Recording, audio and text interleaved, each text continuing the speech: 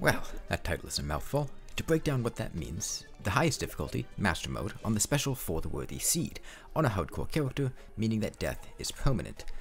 Now, For the Worthy is a unique seed that substantially increases the difficulty of the game. How, you might ask? Well, all bunnies are replaced with exploding bunnies, trees and pots randomly drop lit bombs, enemies have even more HP and do even more damage, pools of water are randomly replaced with pools of lava, sky chests require dungeon keys to open, ash in the underworld falls like sand when breaking nearby blocks, and all demons are voodoo demons. Almost every boss is modified in some way besides just having more HP and dealing more damage. Most of them are bigger and faster, some of them are smaller and faster. So it's not exactly a walk in the park. But I didn't come here to take a walk in the park. The Demolitionist replaces the guide at spawn, so I immediately get some money to buy grenades and bombs. By shaking trees and selling the stuff that drops, selling mushrooms, and building a house, I could afford 74 grenades and 6 bombs. And yes, that's a real house. If I die, I'm dying somewhere nice, not in a 3x10 box. With 100 HP, everything will kill me in 1 to 2 hits. If I were to go to, say, a Crimson biome, every enemy would kill me in a single hit, and it would take 4 to 5 grenades to kill a single enemy. So, with 74 grenades, no other weapons, barely any torches, and no way out, I set out to find a Crimson biome.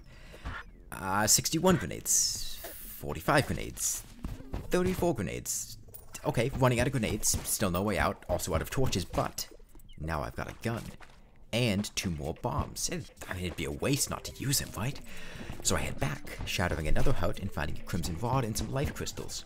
A kind skeleton was waiting for me below the Crimson, and with his help I could restock on some torches and bombs. Still no way out, but that's a problem for later. Now that I'm out of the Crimson, I can safely mine and start to gather resources. Platinum, life crystals, and chests are my priority. Bombs can help me to gather ores quickly. I still need to be very careful around enemies. I'm out of one-shot range of most enemies outside the jungle and underworld, but they can still kill me very quickly. After exploring for a while and finding myself stuck in the jungle, I head back to the surface and make some more houses, and then after some more mining, an army of goblins wanders up to my doorstep. I told them they had the wrong house and offered to give them some directions, but they refused and they pulled a knife on me. The solution to this problem, and all of life's problems really, is simple. Use a grenade.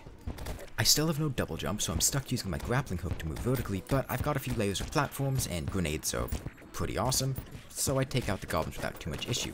With the goblins out of the way, I grabbed the mini-shark and took on the Eye of Cthulhu. He's faster, but the fight isn't too much different than normal. With all of the defense from platinum armor and a mini-shark with silver bullets, I took him out easily enough. Unfortunately, the Eye and King Slime, I suppose, are really the only pre-hard mode bosses that aren't substantially more difficult and For the Worthy. After this, all of the bosses I have to fight are much, much more difficult than they would be normally.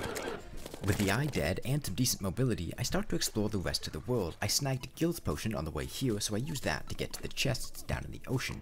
Deep in the trenches, there's a lovely pair of boots waiting for me. On the other side of the world, I find a key sitting in the dungeon. Floating iron chests are locked, but now I've got the key for one. I make my way up and find a Star Fury, a fantastic weapon and tool for this point in the game. And then, with the help of a Spelunker potion, I notice something odd beneath the desert. There's only a few reasons there would be pots under the sand, and, surely enough, with Star Fury lighting the path, I find a pyramid beneath the sands. Inside, the best possible find, a sandstorm in a bottle. I've got my eyes on the Brain of Cthulhu next. The Brain is the first boss that's drastically more difficult than For the Worthy, and I'd go so far as to say it's the biggest difficulty increase out of all of the For the Worthy bosses. Normally, I'd fight the Brain in the big chamber underground in the Crimson. But the Brain has twice as many creepers, everything is much larger, and everything is much faster. On top of that, the Brain hits like a truck. So I give myself plenty of space on the surface and arm myself with Jester's arrows. And immediately we're off to a fantastic start. I get hit by a Chimera and the Brain teleports on top of me, sending me to half HP before the fight has even started. That's no big deal though, I just need to dodge a bit and recover my health. The Brain may be fast, but I'm faster. The Panic Necklace and Sandstorm in a bottle combined let me fly and glide to my heart's content. The necklace also offsets the slow debuff and what would be almost certain death.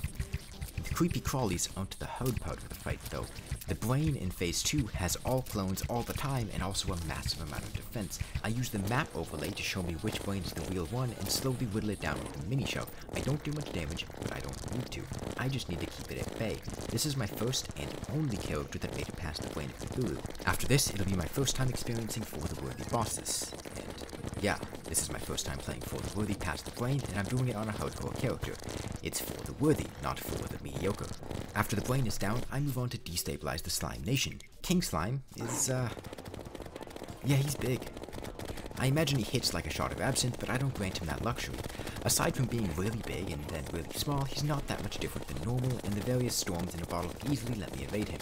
The sandstorm in a bottle absolutely carried me through this challenge. The mobility and speed that it offers is unparalleled in free hard mode. Skeletron is the next step, but first I want to arm myself with a real weapon, something that packs a serious punch. So I head down to the underworld, an extremely dangerous place.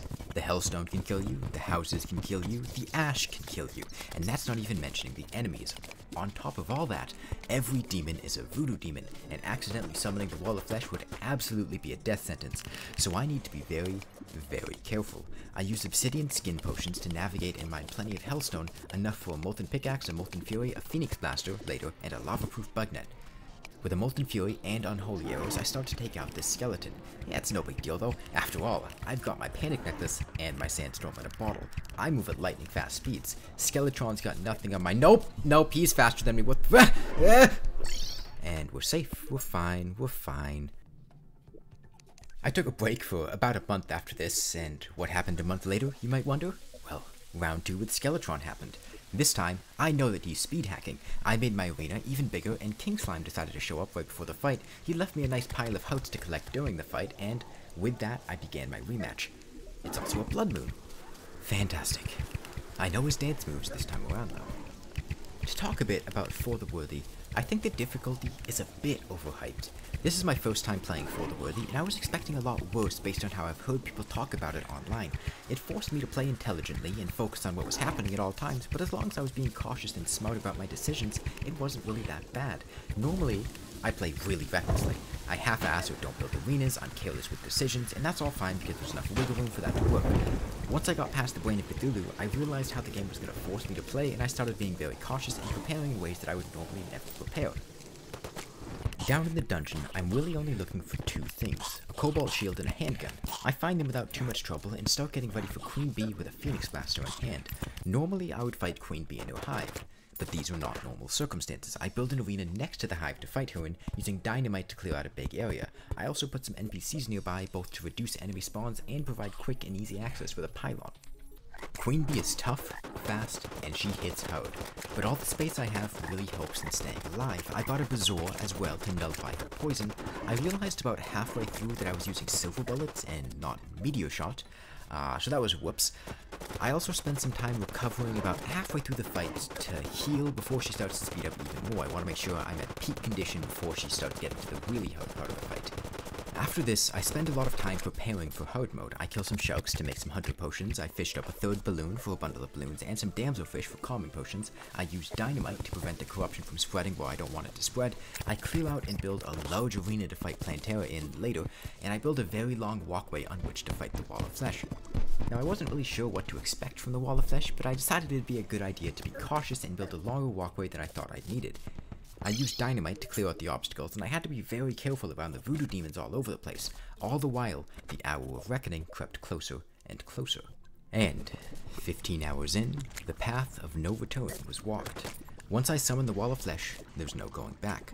Once it's here, one of us is dying. If it's me, game over. If it's the wall, we're in hard mode. I have no idea what to expect. I set up my secret weapon though, exploding bunnies I've been collecting throughout the game. And here he comes. And oh my god, why does he have 30,000 HP? Bunnies are useless. Bees, why are the bees useless? Well, I guess we'll just have to do it the old-fashioned way. I've never met a problem that couldn't be solved with a gun and a few thousand bullets, and this is no exception. I forgot to equip my Panic Necklace, but the Sandstorm in a bottle gives me the speed I need to keep away from him as he speeds up. I've got enough defense to reduce the laser hit significantly, but the hungry are hitting pretty hard. And he's getting fast, really fast, and it's also a blood moon.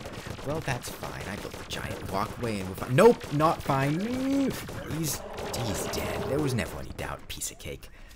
That's just the beginning, though. Now we're in hard mode. I have no idea what to expect, but I know death is around every corner. I lucked out and got a ranger emblem from the wall, which is a fantastic find for me because guns. I decide not to recall since it's safer in the underworld than doing a hard mode blood moon, and I wait out the rest of the night here.